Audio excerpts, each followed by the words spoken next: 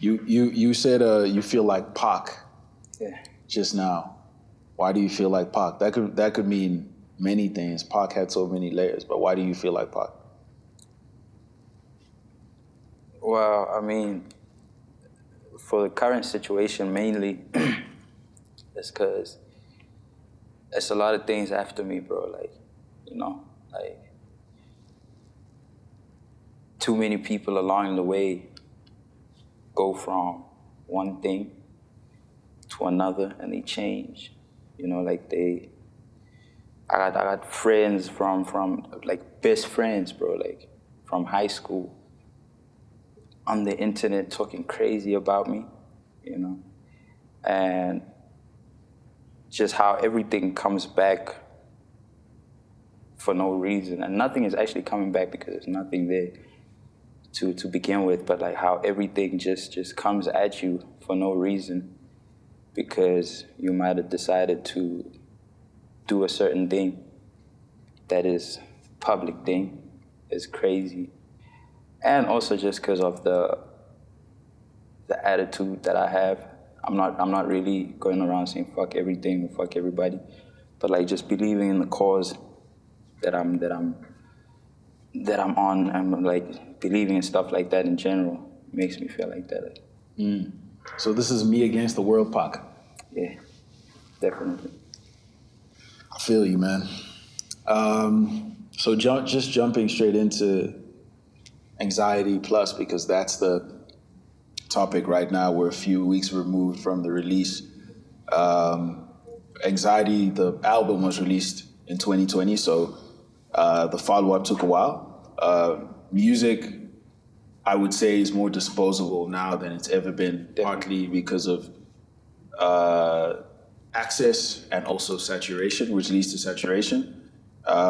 Why have you chosen not to play into the mass release as a strategy for your music? I think I still believe in the cause of like not cause like the core, the inside, the reason why people do things. And as far as being an artist, I don't understand how you can make art like that. It's like if I don't have stuff to speak about, I'm not speaking about anything on songs. So it's like it's a whole culture that I don't understand, and I didn't fall in love with music like that. I fell in love with music because of artists, where you'd wait for 2 years for a new album, and you wouldn't be complaining really because even the last one is still carrying you through. So that's the time I fell in love with music, and I just really believe that's since I fell in love with it the way I did, I've just always believed that that's the way to do it. So it's important that you have to have something to say. Yeah, definitely, and that takes time in between releases. At the very least, it takes time. You need to live life. You need to look around and be like, okay, this is interesting to talk about, and that happens over time. You can't drop an album this week and in 2 weeks you got another one. It's like it's something I don't understand really. Feel that. What's the significance of Plus as a concept, especially being that there are only 6 songs? It's obviously related to the album, Anxiety, but why not a whole new project that stands on its own? Why Plus? It felt like I left the original version at a place where people found it fine to sit back and say, I have anxiety.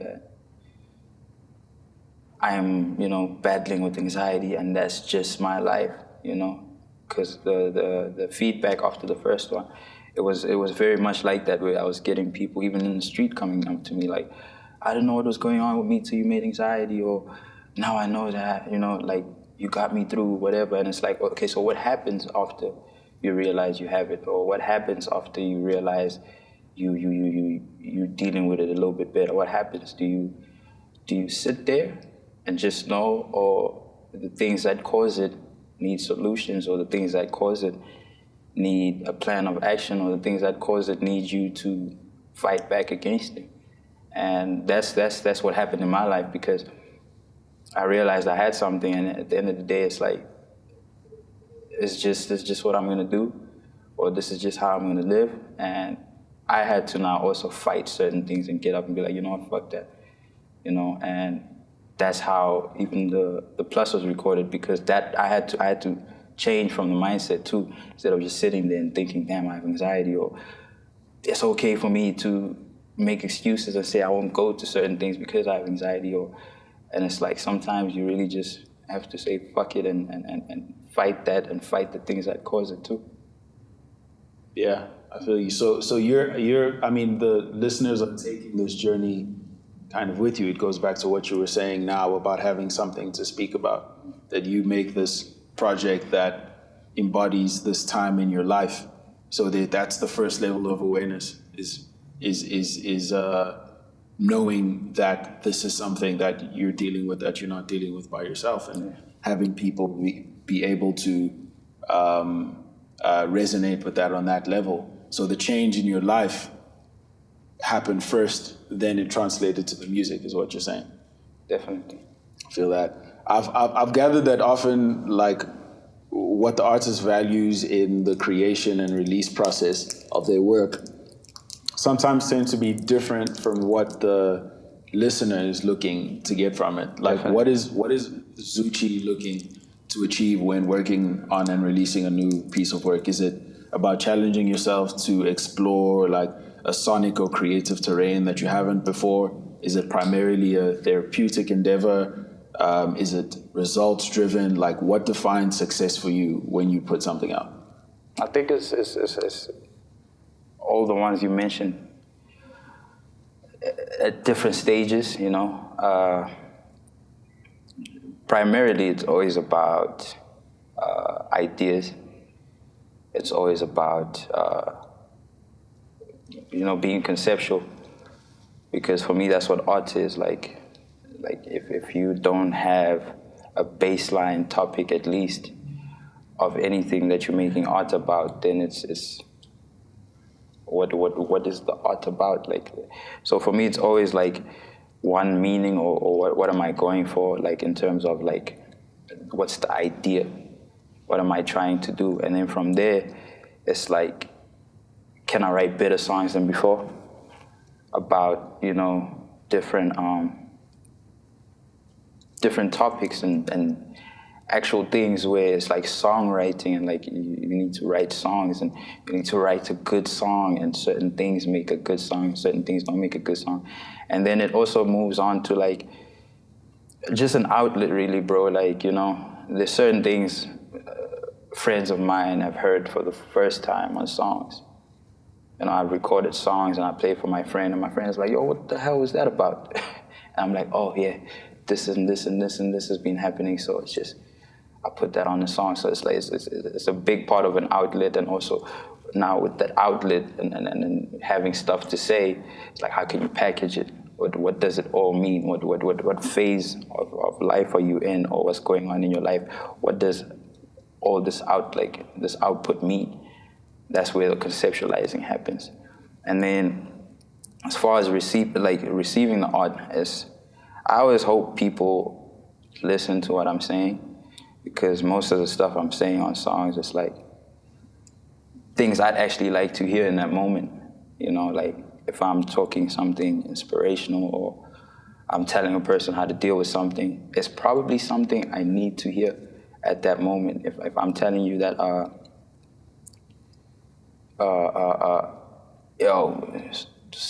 stop entertaining toxic behavior, I'm not really saying that to the fan or to whoever's listening. I'm saying that to myself, because that's the current situation that I'd be facing. And what I'd hope for from people who actually listen to the music is to listen and be inspired, and not listen and be like, this guy's always sad, or this, because I get that a lot too. Hey, you're always sad, or you're always whatever. And it's like, listen to what I'm saying, and if you think that, and you can look where my life is, you're like, okay, this guy makes music, and I know him, and he's on my phone, and I think he's somewhat successful in what he does, then I can for sure also chase my dreams, because he's going through all these things while I know that he's a well-known or an established person in whatever he chooses. So you must know that that's my tragedy, but how have I flipped that, you know? And you must take away inspiration from that. You must take away, you know, not feeling like you're the only person who goes through things, and understand that you can actually rise above. Here's a person talking about tragedies in their lives,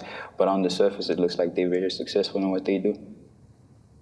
Do you feel at all a sense of responsibility to the people who consume your music and do it at all? Like, so you speak a lot about kind of this music being an outlet and an avenue through which you process whatever it is that you're going on in your life. Like, there's always that conversation with art. Like, does the artist have a responsibility to the people who consume their work, or is it just like, yo, I'm just making music, dude? Like, I'm not giving you guys like lessons on morality or how you should live your lives? No, it's for me, it's definitely one of the things I think about. Like, I think it would be crazy for me to say I don't feel any responsibility, because, you know, these things influence a lot of things. You know, if you look at the world now, I watch a lot of current affairs stuff, like political debates and stuff like that. If you look at what's going on right now with like the type of music that's coming out, and you look at like certain cultural behaviors and stuff that you can come across like on a personal level, like you could bump into someone who acts like the music they consume, you know? And for me, I even say this to my friends, like, I don't want like shallow fans, or I don't want fans who don't think deeper about things. And if people don't, and they still listen to my music, then I wouldn't think that they're a fan of mine. Or if people don't get something I'm trying to put out, or they consume it with a shallow mind. Hey, this guy's always sad, making sad music. Then I always, in my mind, think that is not no fan of mine. It's not a fan of mine in any way. So for me, it's always been about like trying to bring out like intellectual state of minds in the people that listen to my music, because I would think I'm an intellectual too. So I'm going. That's who I'm going for. And if you're not, and you do listen, and it does evoke some deeper thoughts in your mind about certain things that you looked at cheaply before, then that's my goal. I'm trying to get people to actually think about behaviors and think about like, yo, the world is actually deep, bro. Like you're just living here and you're like, I'm here for a good time, not for a long time. That's cheap. But if you find meaning in things, then there's a certain responsibility in how you move and engage with the world around you. Yeah, but the beats bang too.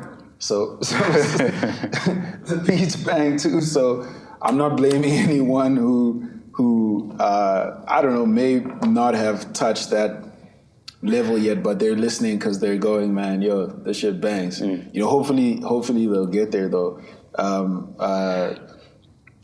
A friend of mine always used to say to me, you know, if you want to give people the medicine, sometimes you got to put it in a cake, in a piece of cake.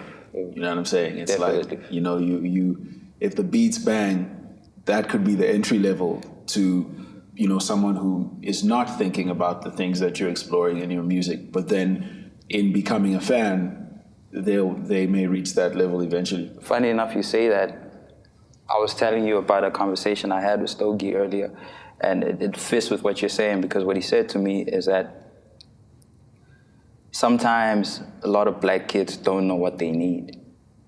And a lot of what's going on right now is destructive. And since they don't know what they need, they will try everything. And he said he believes I'm actually what black kids need, you know. And it was a deep thing for me because, you know, I respect Stogie. And when he said that, it's like it puts everything into perspective, because it's like how I think about the way I make music and what I make it for. And as I just said now, like for intellectual purposes, how in any way would that be a bad thing?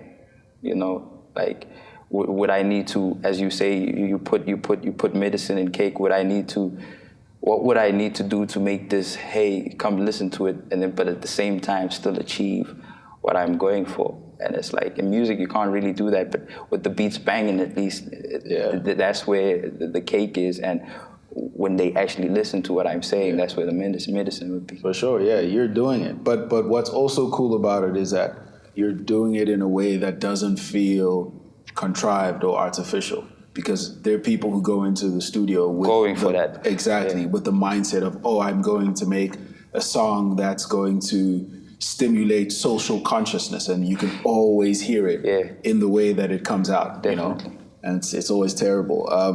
I feel kind of like a visceral theme running through Anxiety Plus. What I mean by that is, it feels like in processing your environment, in processing your emotions, in processing your relationships, there's a tug of war happening kind of with your conscience, right? Definitely. Like there are these moments of unguarded, unadulterated, high vulnerabilities, and then you have these other moments where it feels like you're just drawing the line and saying like, yo, either you guys are over there or I'm over here. If I just think about like the flow of the project, so we go from I'm the opposite of having fun, right? Schizo nigga with a loaded gun to,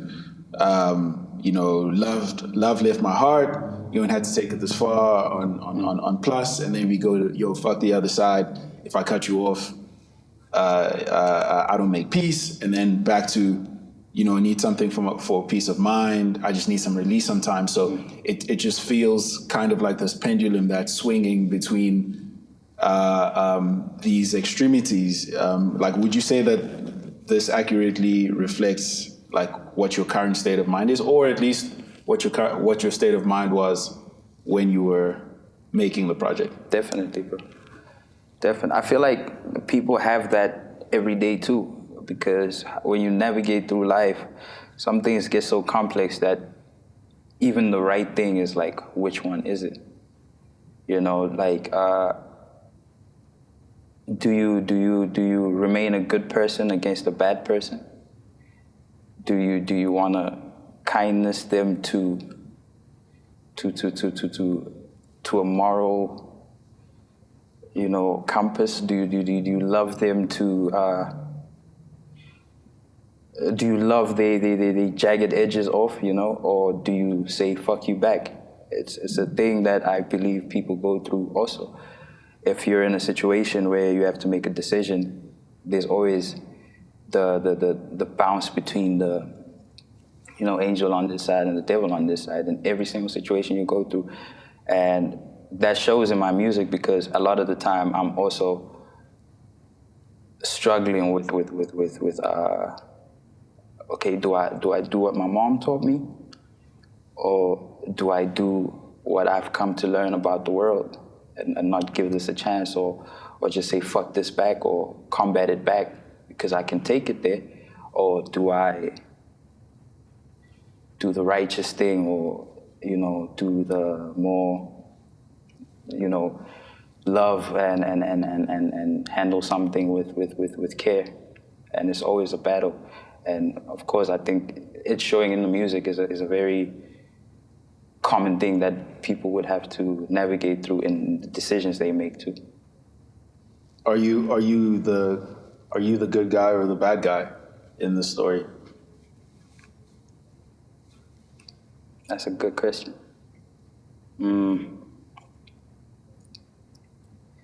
To be honest with you, I am the good guy. But a situation may need the other side. And in everything that I've navigated through life, I've always had good intentions, I can't remember the last time I wished bad on someone or actively did something that is bad for someone. Like I don't know what that's like. And in some situations where you're being taken advantage of, or you are the victim of relentless, like, crazy stuff from another person, and you receive that as a good person, sometimes you really have to actually say, I need to combat that at its level, because some situations don't deserve, that type of care. Yeah, you could be taken advantage of Definitely. or being abused in situations, for instance. But for the mere fact that in every single situation that I'm involved in, my moral compass never goes wayward, or it's never out of question. Like, it's always in the right place. You have another song on the project, Lift Me Up.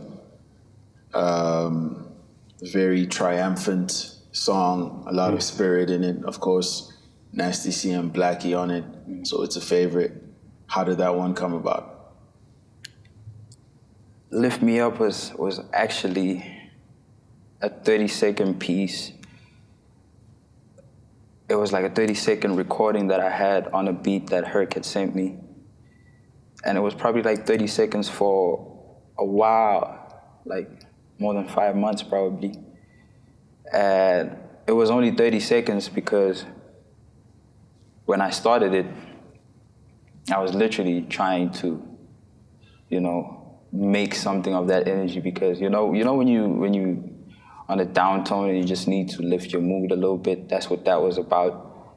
And it was only 30 seconds because straight after recording the little 30-second piece, something happened, and it was hard to tap into that feeling, and I probably made other songs that are more the downtone in between that time, because last year was crazy, man. Like, if I had to tell you for real, like, it was crazy. So at some point I wasn't even recording, bro. Not that I didn't want to, it's because I literally couldn't, I used to come here, you remember last year when I used to travel and come here and go back to the crib and travel and come here. That's one of the most difficult periods of my life. And recording music was like, I couldn't. Why? Because I was sad, I was depressed, and at some point I wanted to just leave it all alone and just like at least just produce, but like I didn't want to record music. I was locked down, and within lockdown, I'm locked down with bad situations. So there had always been signs of myself trying to fight myself out of that, Like, there had always been like days where my inner nigga would be like, hey man, come on man, fight. You gotta get yourself up from this shit. You need to fight.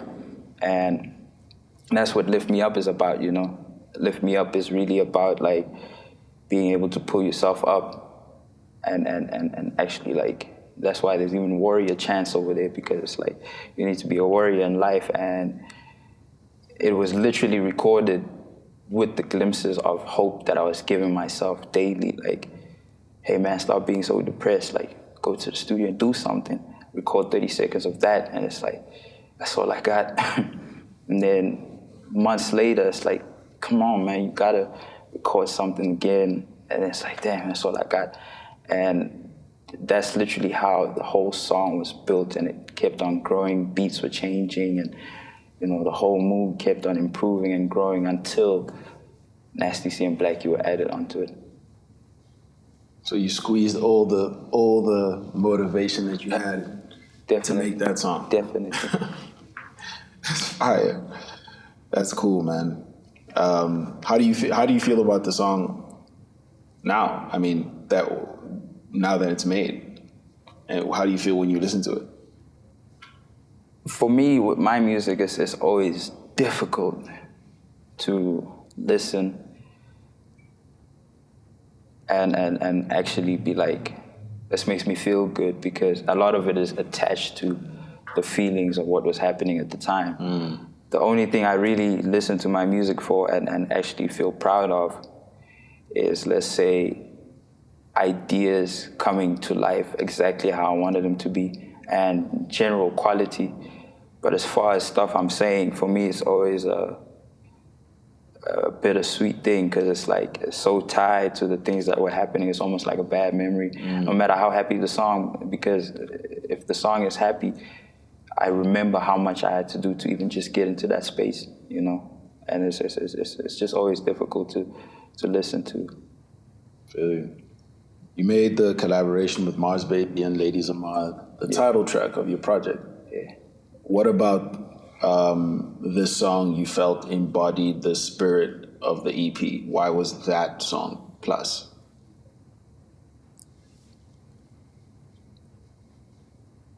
Like you could have called it anything else. I feel like it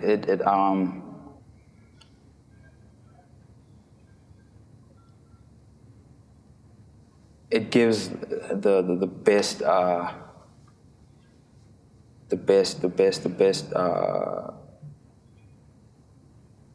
inside look of what the main tragedy of what the whole album is actually about, and from the feeling that the music is like just the piano and my voice, and that's the only thing. That type of simplicity.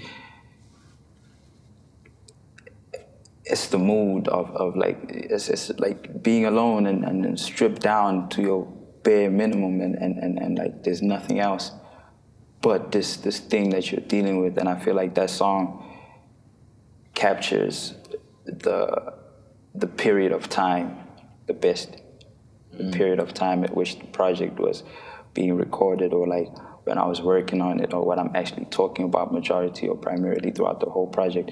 That song captures it all in one. Hove says, a small evil for the greater good.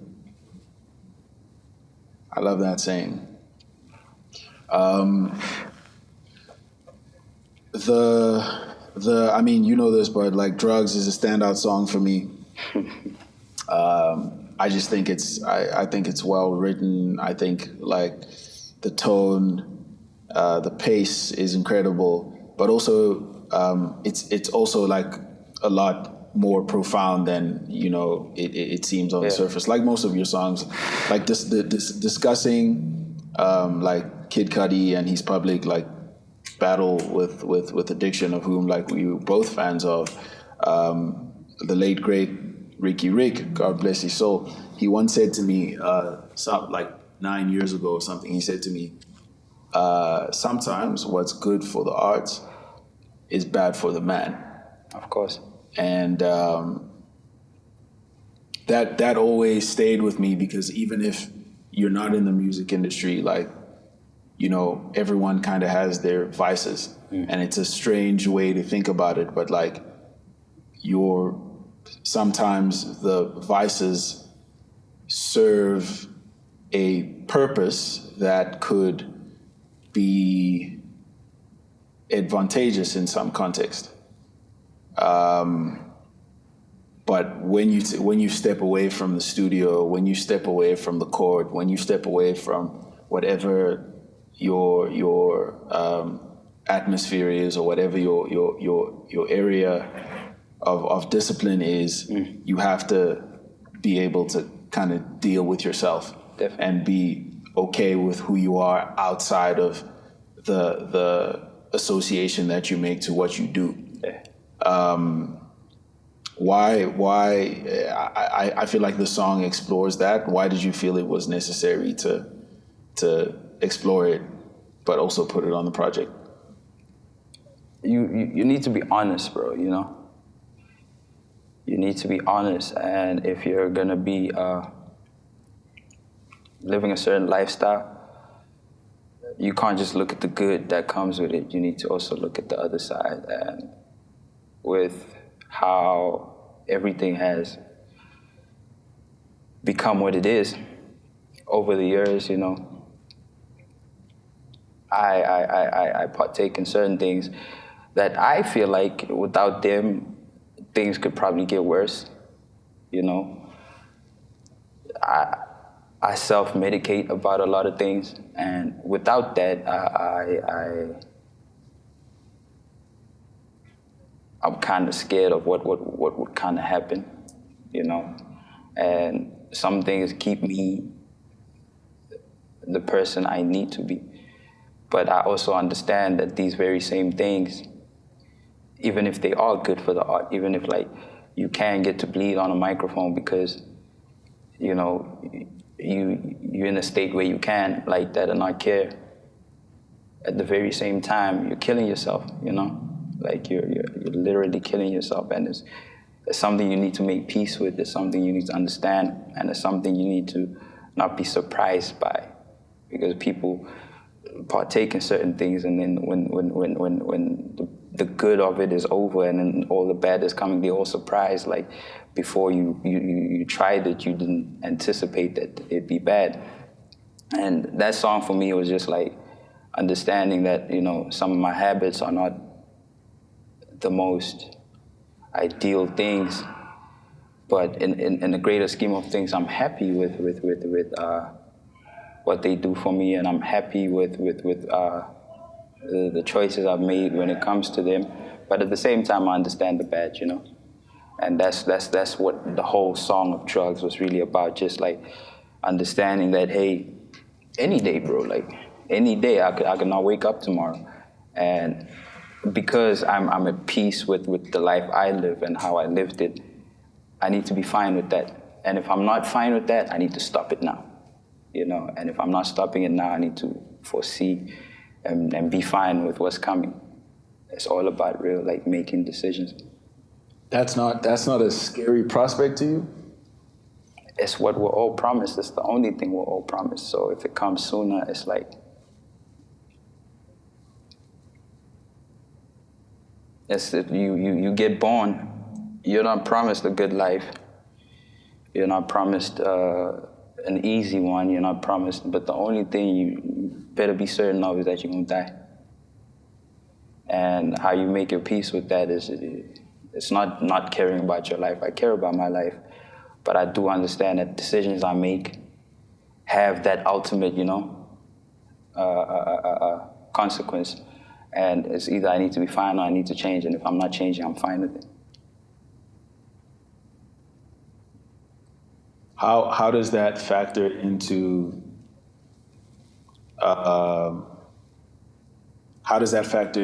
your role as a dad, for instance, right?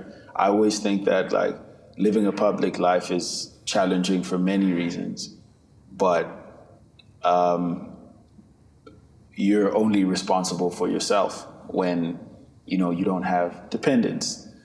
You became a father recently, sometime last year, and I always think that this generation of you know, whatever celebrities or public figures or whatever are not only living their lives in front of millions of people, whatever the constituency is, like everyone who's ever been famous has, but will have a record to document this that will likely never go away, like, you know, on the web, because 5 years from now, 10 years from now, 15 years from now, your daughter will be able to literally just like Google her dad and be like, oh, videos, interviews, boom, boom, boom, boom. How has that addition to your life changed the way that you think about things, particularly pertaining to what you mentioned now, if it has at all? It definitely has. I think about it a lot too. You know,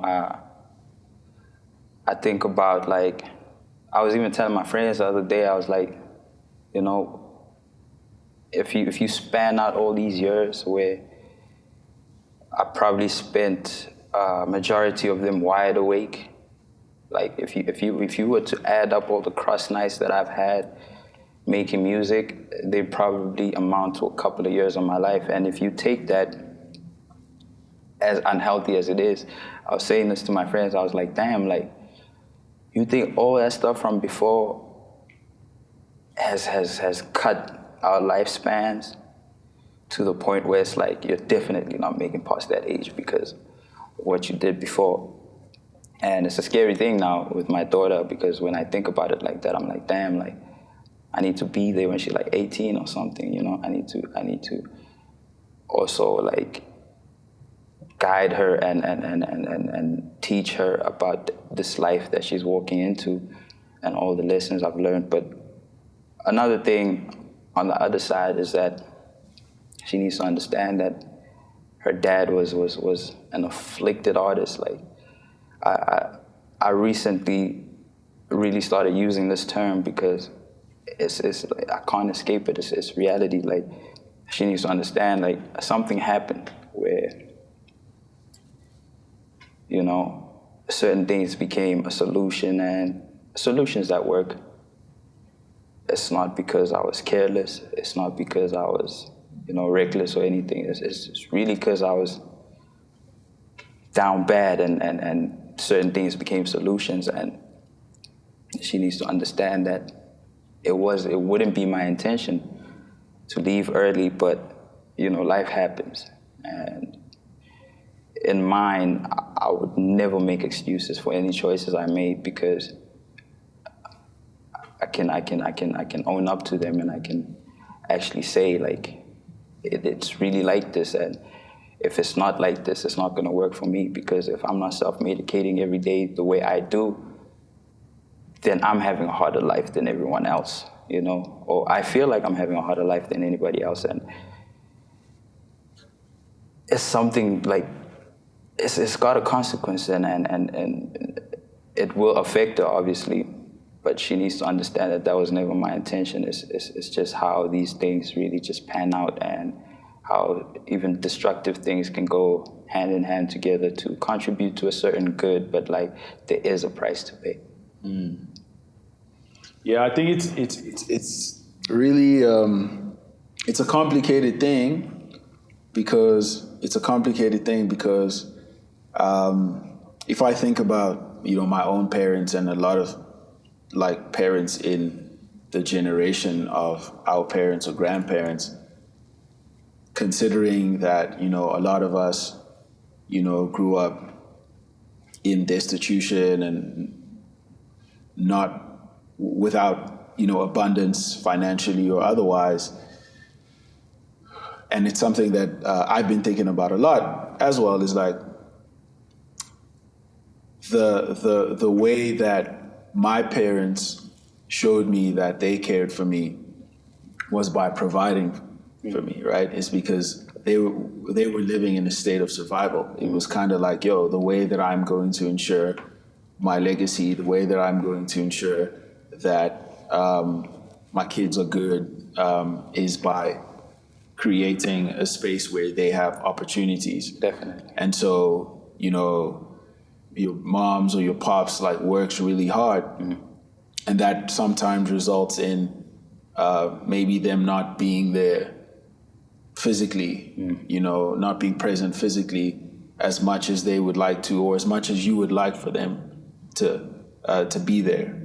And I think that when I mean, things aren't amazing, right, in this generation either, but I think that having gotten to a point where, like, when our generation, when we become parents, the thing that I think that, like, I would do differently than what my parents did was, like, and hopefully this means that I've worked to the point where financially I can figure it out, but the thing that I would do differently is that I think that, like, I would be there more. You know what I mean? The being there tends to take more precedence than the survival or the providing. Yeah, and that's just something that I think about a lot. What is there anything about the way that you grew up that you are going to or are doing differently with your daughter? There's definitely one I'm gonna zone in on, and that's teaching reality. You know, I grew up with a single mom, and when my dad was still alive, he stayed somewhere else. But me being with my mom so much, and my mom is like if you think about like the most virtuous, religious person you can imagine, and not the what was portrayed on TV, like your Jehovah's Witnesses and stuff like that, but like a person who's really like in the faith. Like you could go tell my mom like, yo, there's this guy down the road who's literally trying to murder me, and she'll probably tell you to pray about it, you know.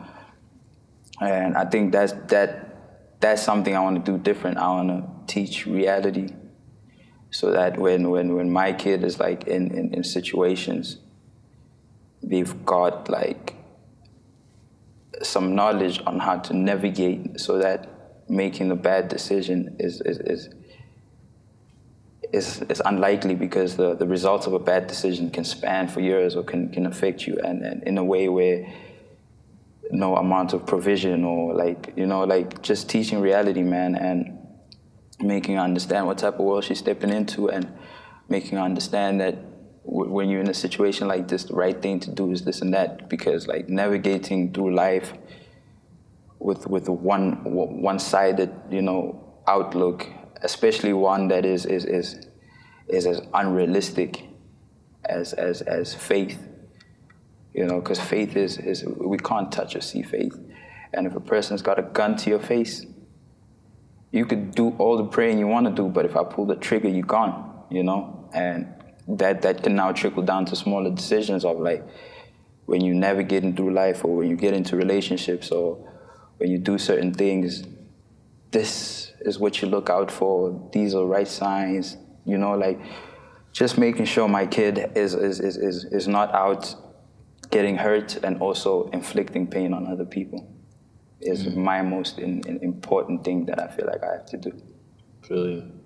What do you think happens to us after we die?